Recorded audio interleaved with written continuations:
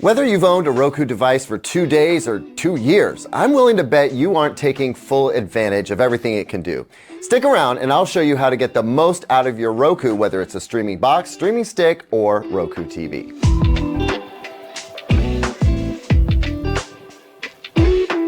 Welcome back, everyone. I'm Caleb Dennison, and today I want to run through a list of Roku tips and tricks, at least some of which I think you'll find helpful. I mean, even if you pick up just 1 or 2 new skills from this video, I think you'll be pretty happy. But like, if you want to be a Roku power user, I'll help you get there. We want to see how fast food sub sandwiches stack up against each other. It's time for Grinder Wedge Hoagie Hero. We're ranking sandwiches from best to zero. That's right, we are about to find out which sandwich chains make the best subs. And each sandwich that we are going to sample will have ham, turkey, roast beef, lettuce, tomato, for yours, but not for mine, onions, mayo, cheese, oil, and vinegar. Yes, we will taste and rate the sandwiches on a scale of 1 to 10 to see who makes the best sub, but we're also competing to see who can identify where the subs came from, so one of us can be crowned the Sub King. The subs that we are going to be sandwiching today are Subway, Jimmy John's, Jersey Mike's, Firehouse, Quiznos, and Which Superior Sandwiches. Which? Let's do some eating. Round 1. As you can see, we can't. All our subs are going to be brought to us on the patent pending sub. Let's see it. Bring in the first sub on the sub. Now just to clarify, you can't see it. No, I can't see it. It has been determined that we can use our hands because they're worried that we won't be able to get an accurate bite if we don't use our hands. Oh, don't use your hands to for feel. feeling. I'm not feeling. Use your hands. No feeling. I'm doing it without feeling. Now that's a fake sub. Oh yeah. That's plastic, I'm sure of it. That is real, that's real. Not feeling the sub, I'm just holding it. Oh God. I'm not feeling the sub at all. Is he feeling the sub? No. Don't cheat, man. They can see you cheating. Just because I can't. Okay, this is a decent sub, yo. I don't know, man. Lots of bread on this sub. I feel like the subs are gonna blend together. I really feel that way. Even though I did caress it quite a bit. I feel like there wasn't anything that wowed me about that sub. And being that it's the first one, when I'm trying to judge it on a scale of 1 to 10. We always just give it a 5 to start with. 5 may become the new 10, but for now, I'm gonna give this sub a 5. Clean drinking water. Today I'm going to be comparing 10 popular brands of bottled water. You're going to see testing for TDS, total dissolved solids, pH, as well as 15 other tests. The purpose of this video isn't to say which one of these bottled waters is best, but to provide you with reliable testing so you can decide which brand is best for you. Some people prefer to drink higher pH water, some prefer lower TDS to ensure that the water is high purity and has very low risk of chemical contamination. Some brands being tested are spring water and some are purified water. The brands we're going to be testing are Essentia, Fiji Water, Smart Water, Aquafina, Dasani, Evian, Nestle, Zephyr Hills, Crystal Geyser, and Walmart's Purified Water.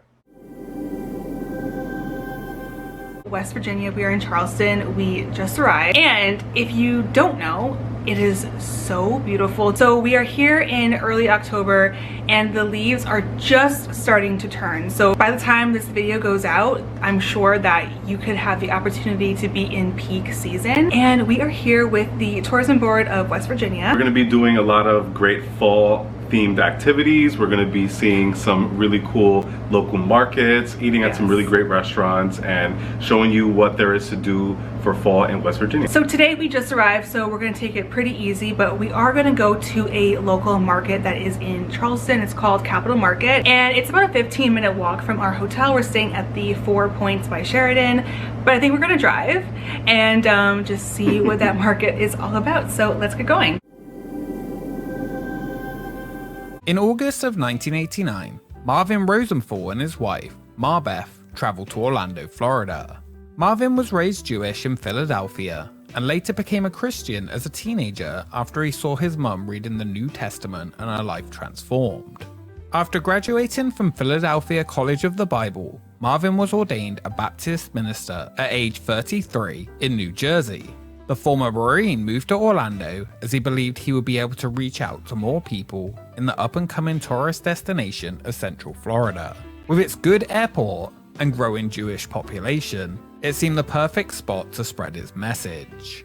After 16 years as president and director of a worldwide Christian ministry designed to share the gospel of Jesus Christ with Jewish people and the Jewishness of the gospel with Christians, he set out to form his new ministry. Starting over from their own living room, they launched Zion's Hope. The name was chosen from Psalm 53:6. Through books, letters, magazines, and colourful publications, Zion's Hope grew, with them stating that they now reached over 10,000 people. During the 90s, Rosenthal used solicited donor funds to purchase a 15-acre plot of land in Orlando's tourist corridor, starting the construction of his ministry complex. The 18.6-acre site along Interstate 4, near John Young Parkway, was chosen in part because of its proximity to the area's attractions. Universal Studios was right around the corner and just a mile away. In 1997, the first phase of Zion's Hope complex opened. The $2.5 million structure, with a 25-foot tall tower, took the form of a 20,000 square foot conference center and exhibit space.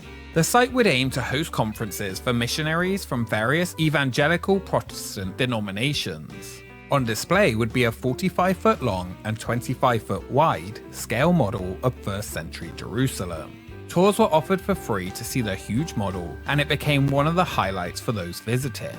But Marvin Rosenthal had bigger plans for the new home of his church. He wanted to create a replica of the Holy Land that could allow people to experience Israel as it was in Jesus' time. The money raised for the project came from sponsors, donations, and the sale of 4 acres of their land for the development of an exit off Interstate 4. And pretend to be funny and interesting. I don't have to pretend to be funny and interesting, I just am funny. I have to put my face close to you to get the zoom in shot. It's not very COVID safe, is it? Coming in for a kiss.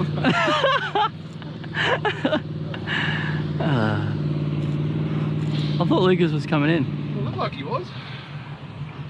Bloody Lucas. My boat is up at Nautique Central. I have to speak loudly because I have the floating mount on. So we're using Gregory's boat today. Thank you, Greg. There's a Mastercraft standing over there, but you refuse to use it.